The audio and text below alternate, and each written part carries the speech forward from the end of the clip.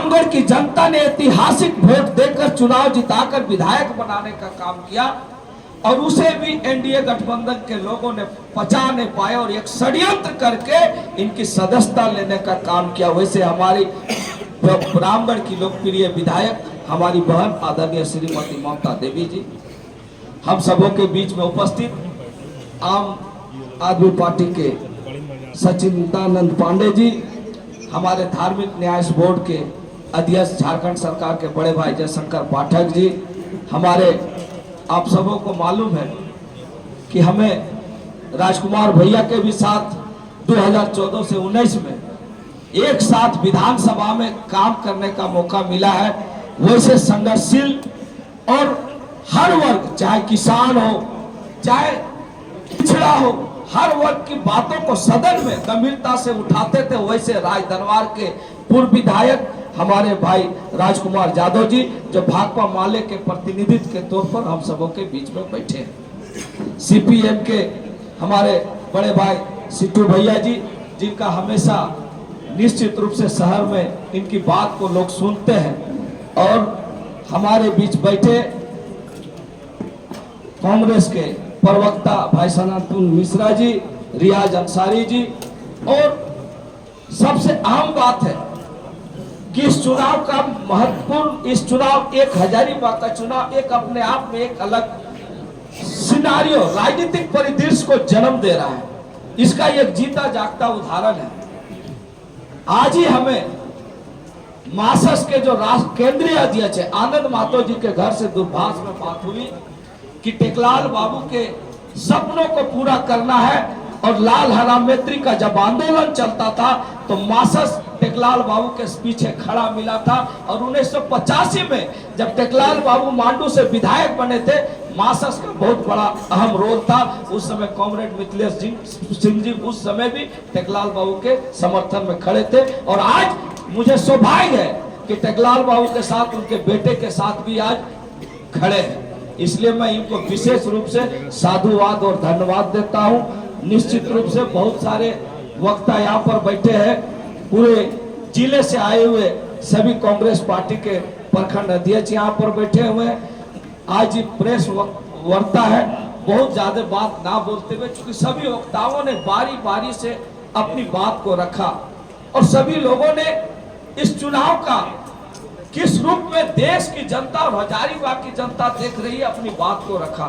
कि जिस सोच के साथ जो आज किसान मजदूर का नारा और आम लोगों के बीच में आम आदमी बनकर देश के प्रधानमंत्री 2-2 बार बनने वाले, आज सबसे पहले हम लोग उनसे पूछना चाहते हैं, देश जानना चाहती है कि आपने प्रधानमंत्री किसान निधि तो जरूर दिया, लेकिन सच्चाई है कि आपके कार्यकाल में देश में सबसे ज्यादा किसानों ने आत्महत्या करने का काम किया।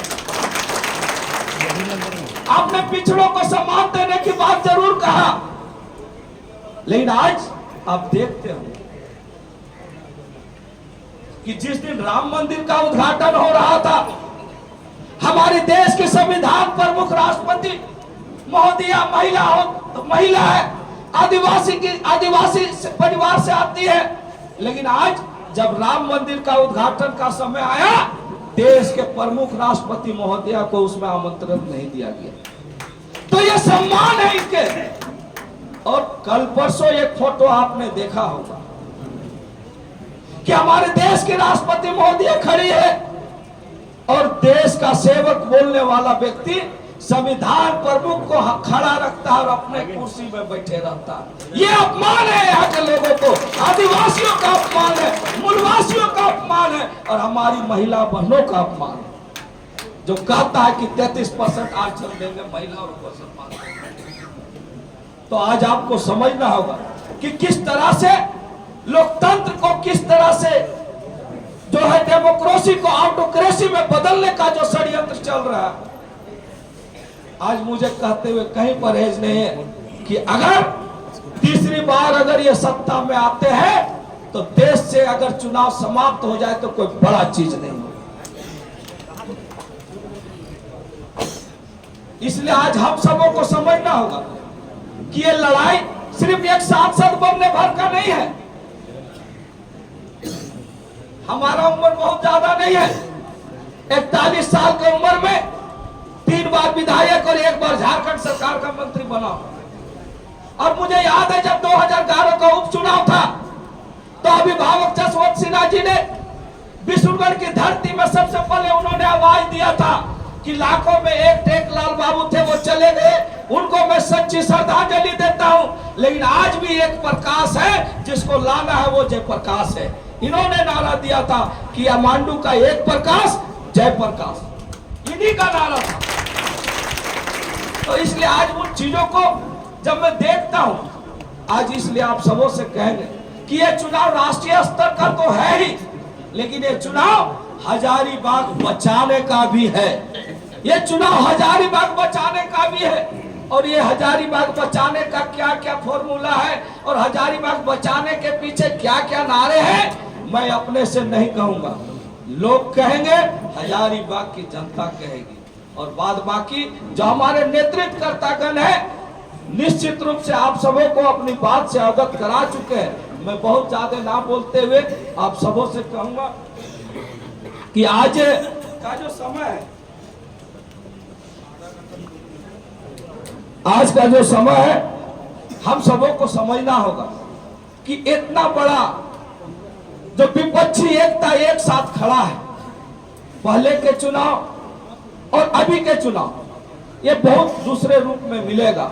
और हजारीबाग में जयप्रकाश भाई पटेल अभी तक ना नगर भ्रमण किया है, ना कोई क्षेत्र भ्रमण किया है, लेकिन जो परिदृश्य उभर कर सामने आया है कि हजारीबाग में इस बार कुछ अलग होगा, इस बार कुछ अलग होगा। मुझे लगता है कि 1971 और 84 के बाद इस बार यहाँ के लोगों ने हाथ अपना चुन लिया है और यह समय 4 जून को बताएगा। इसलिए इस कार्यक्रम में हमारे दोनों जिला अध्यक्ष भी हमारे